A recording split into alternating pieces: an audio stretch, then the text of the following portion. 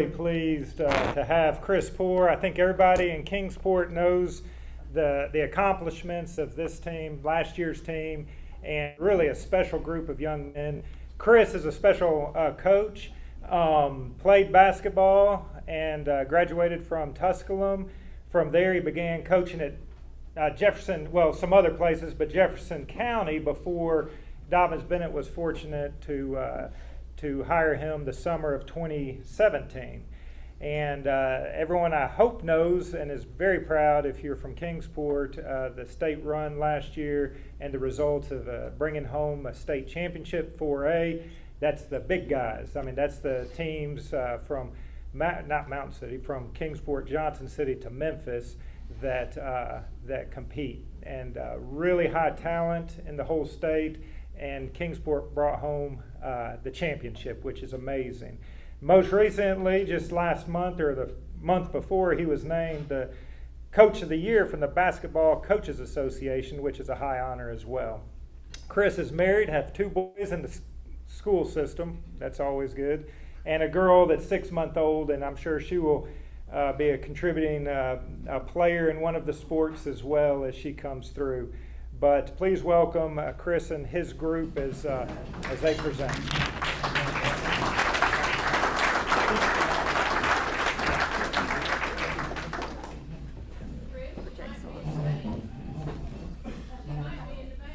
Oh yeah, she very well could be. I know my oldest one probably will be. That's what he goes to football games for. That and some guy named Jonavan, whoever that is.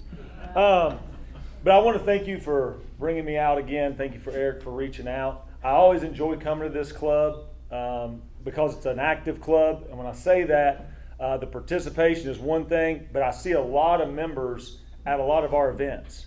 I see a lot of guys at football games. I see a lot of you ladies at basketball and football games as well. And that means a lot because it's not just that you're visible in a club, but you're also out there in the community doing some really good things. So thank you for that. I wanted to give a special shout out to the veterans. It is such an honor to see that number of people up here today. We have 2 veterans on our basketball team as well. Mark Cox has been with us forever. And Domingo Hale, another a coach of ours. So we have 2 members of our staff that are veterans as well. So thank you for your service. Coming off of last season, which was a whirlwind, we had obviously a very successful year, a year that couldn't be predicted per se as far as winning a championship, but I knew that the group of guys that we had was very special. We knew that they had been a part of our program since their freshman year. They were able to grow through the process, and they believed that they could play with anybody. We probably weren't the favorite. We weren't even the favorite when we got to the Elite 8. Out of the 8 teams that made the state tournament, they had picked us 6th. And we were able to knock off the one that they had thought would win it, which was Memphis Bartlett in the semifinal game. And I could talk for days. I could talk a long time and go into great detail about what that meant, what went into that, and all of that sort of thing. But instead, I want to go into the approach from winning that to what we're looking at now, because I think that's what's important. What's next? You know, we can look back and celebrate forever, but we won't have a chance to redo this season coming up. And we have a lot of guys that are hungry for success to come, and I want to make sure that we approach it with that mindset. And I'm very appreciative for the city, for the school system, for all of the things that they did to celebrate us, to show our guys. I know, and I can speak for each one of them, they are very appreciative and they're very thankful for the reception that they have gotten. And I think it's well deserved, but I want to make sure that that is known, that they are a group that doesn't take it for granted, and they're very appreciative for that.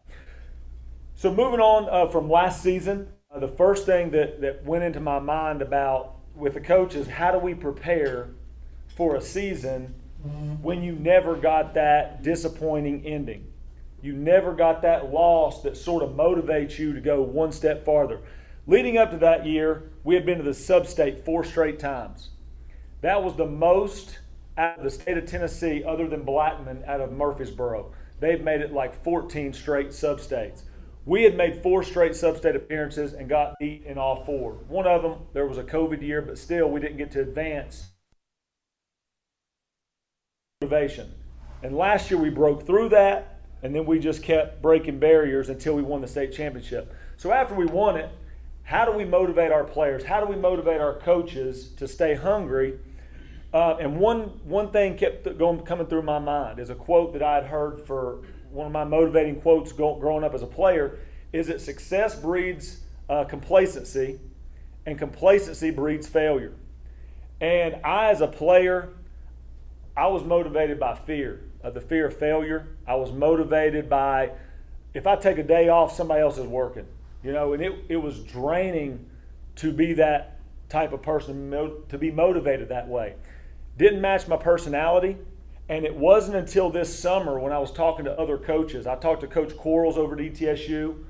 He had won 11 maybe state titles, multiple back-to-backs. Jody Wright out of Fulton won 3 back-to-backs. How do you stay hungry? How do you keep your players that are coming back hungry for success? And, they would tell me their tidbits and give me some advice on what they do. And it basically was, well, you don't want to have a setback. You don't want to have an opportunity slip by, or you have new guys in your and everything to me was the old philosophy, sort of reminded me of Bobby Knight's coaching style, where you try to avoid mistakes. You try to avoid setbacks. You try to avoid failure. And again, it wasn't resonating. That's not me. I'm not going to basketball practice and working hard because I might fail if I don't. To me, that's not rewarding. And I started to find out what motivates me. And it's these guys right here. And specifically what motivates me is when Brady Stump sends me a text on a Saturday afternoon where he dunked it for the first time at the Y over here in Kingsport. And first of all, I'm trying to figure out how in the world this kid dunked it at the Y and who's in charge of that facility. We probably need to check those goals, Cup. And or I'm getting a message from Coach Baker where Eli's got 4 and 5 post players in the gym with him on our day off, working them out like he's their big brother. Or I get Broderick, Jonathan's dad, text me pictures of him at the Boys and Girls Club in Greenville getting up shots on a Sunday morning before they go to church. Or it's Dante in the gym at 6 a.m. yesterday asking if he can get some more work in. That's what motivates me as a coach, and that's what pushes me to work harder. And this offseason was treated no differently as the past ones that had a setback or had an upsetting last game. I approached it, and my coaches approached it as a way, how do we get the most out of this group? Last year's group was fun. It was a great run. But we owe these guys a little bit as well. They're going through their senior year, so we owe it to them to give them our best shot. And I am super excited. I found out a lot about our players because I had the same question I had about myself, how to approach this season. I had it about them. These guys broke records. They set state tournament records. They did something that hasn't been done in a long time. Are they going to be complacent? Are they going to enjoy that? Are they going to work? And it was quickly found out that the ones that worked up to this point continued doing what they've always done. And the ones that didn't really put in a lot of effort up to this point sailed off into the sunset and enjoyed the victories. And, there's I guess it goes both ways. We're bittersweet about some guys not coming back for this team.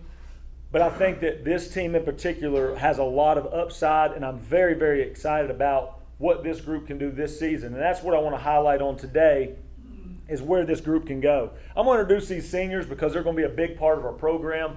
I'm going to start with Eli up here. You can come on up here. I'm going to let each one of them say a few words, and then we'll have plenty of time for questions, I hope.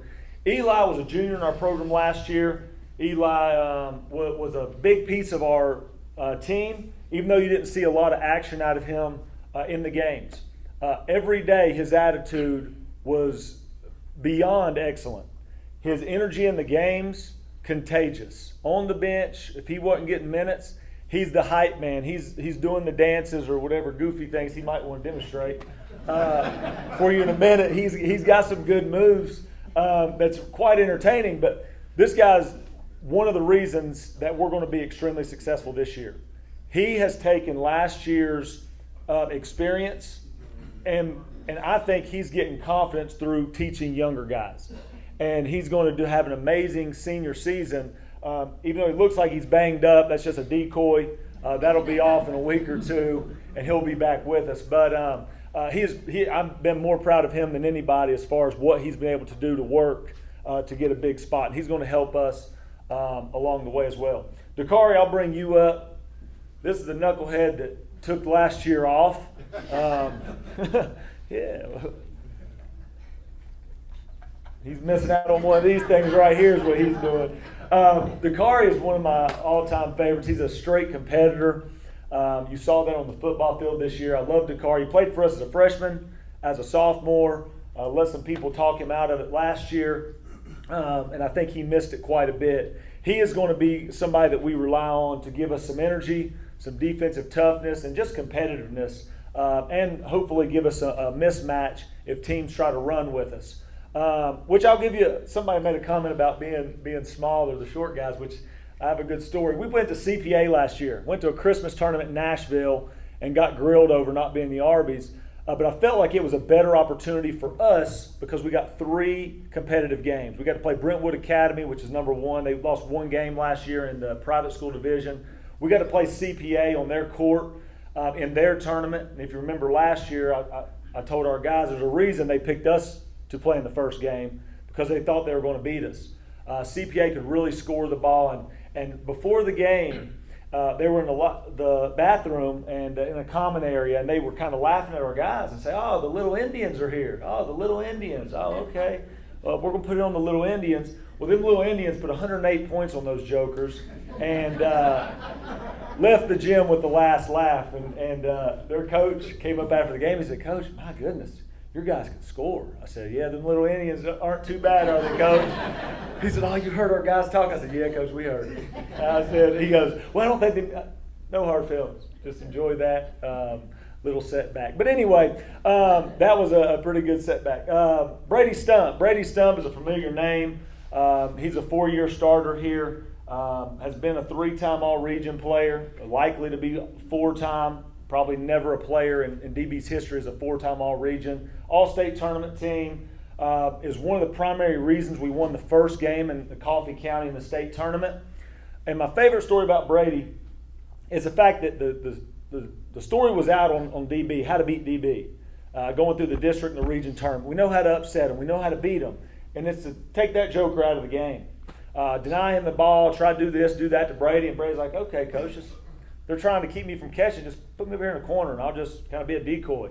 So they put their best defender on Brady, and then took the best defender off the floor. No one should have known. We had 4 or 5 other guys that could get the job done. And Brady basically took a back seat leading up to the state tournament. And didn't force it, didn't try to push the issue. And then the first game of the state tournament, Brady erupts for 27, 28 points, and absolutely torched Coffee County. And I don't think they saw that coming because when we started the game, they weren't denying Brady. They were denying Jack and trying to take the other player out of the game. So Brady has been a tremendous player, will continue to be, and very excited about him and his career. Jonavan is a phenomenal scorer, can shoot the absolute cover off the ball, will hold several records at DB, 3-point makes in a career, 3-point maybe makes in a season. He holds a state tournament record for 3-point percentage in a state tournament game. He was 5 for 5 against Bartlett when he dropped 30. He's also a big reason we won that first game. Our Super Juniors last year propelled us to get past the jittery game. These guys don't get bug-eyed. They don't get in the biggest moments. They don't back down. They compete, and they're a fun group of kids. And he's also played for 4 years. Also a 3-time All-Region player, which is pretty special. So excited about what they have done for us. Dante is a new face to our program. Dante Oliver, you've probably seen him all over the news the past few days. Just got to fulfill his dream of playing college basketball. He's going to be going to play at ETSU. So for us Buccaneer fans, we get to see him play for hopefully several years locally. Dante is a tremendous player coming to us, immediate impact and immediate mesh with our guys. Personality-wise, he's just like he's been here all along. And on the court, he is a leader. He is vocal. He sets by example. He's a 6 a.m. type of player. He's a guy that shows up and gets extra work in. And while he's there, he goes extremely hard. So he's been able to do some things for us since he's been here that I'm very excited for. So he's a little bit of background on him. His dad is a coach at ETSU. And a lot of people look at that and say, oh, he's going to play for his dad. I think that's an absolute dream for a coach.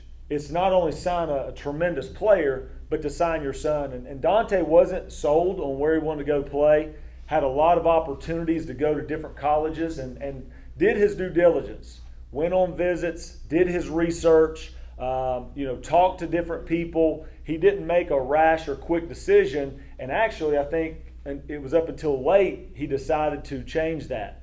All along, he thought he was going to go off and do his own thing. And then I think reality set in that he came back home this year, was around his family, and he's got a tremendous family, a lot of support. Young brother, mother, and father are all very supportive of what he does, so he gets to play and live at home as well. So it's a pretty special opportunity he's got ahead of him. So he's one you want to follow, and I'm very excited that he's here. So these are our seniors. These guys, I think, have a very high upside. You probably want to know about the style a little bit. Very similar to last year in the pace of play and the way that we're going to space the floor and move it with a lot of different actions. A little bit different in the fact that we don't have a five that's going to step out, but a five that's going to be a true paint scorer, but also very athletic to get out and defend the basketball and play fast on the defensive end as well. So I think it's going to be an exciting team. I think we can score the ball at the same clip we did last year. We were third in the state in points per game at 77 points a game, and for high school that's pretty remarkable. We shot 39% from the three, and a lot of that was due to some guys that shot 43, 42, and 39% themselves. So excited about this season. We have a lot to look forward to. The facility that I know Mr. McReynolds has really helped out and the city has helped out with as well. We're very excited about playing at our new facility, the TAC. I think the atmosphere will give us a different feel for home court, and I hope that we see you guys out there because I think we're going to hear your voice a little bit better in this new facility. It's going to be quite a season to follow, and we host all the tournaments. We have the district tournament, we have the region tournament, and if you win that, you'll have the sub-state as well. So we could play a lot of games right here in Kingsport before we get our ultimate hopes up for what's to come down the road. I'll pass the mic down, let them talk just a little bit about themselves and introduce themselves. I'm Eli Day, and I grew up in Knoxville, moved here to Kingsport, and it's been an amazing journey being on Dobyns' basketball team. Last year was amazing. And one day I hope I get to go to UT and pursue pharmacy. But it's been amazing, and thank you all for supporting us. I'm Dakari, Dixon, and I grew up in Kingsport, and I regret quitting last year. And I'm excited to get back on the court again. I'm Brady, Stump. I was born and raised in Kingsport, Tennessee, and I plan to play college basketball somewhere and just go the business and finance route. I'm Jonavan, Gillespie. Play football and basketball. I'm a senior. My dad coaches at Greenville, so I'm back and forth from Kingsport to Greenville, and excited to play this year. I'm Dante Oliver. I'm from really everywhere. It's been coming to Kingsport and Dobyns Bennett. I feel like I've been really welcomed by the community. I really feel like I'm really it's a new home for me, and I love being here. It's been amazing for me so far, and I'm just excited to try to help DB go back to back and get another ring.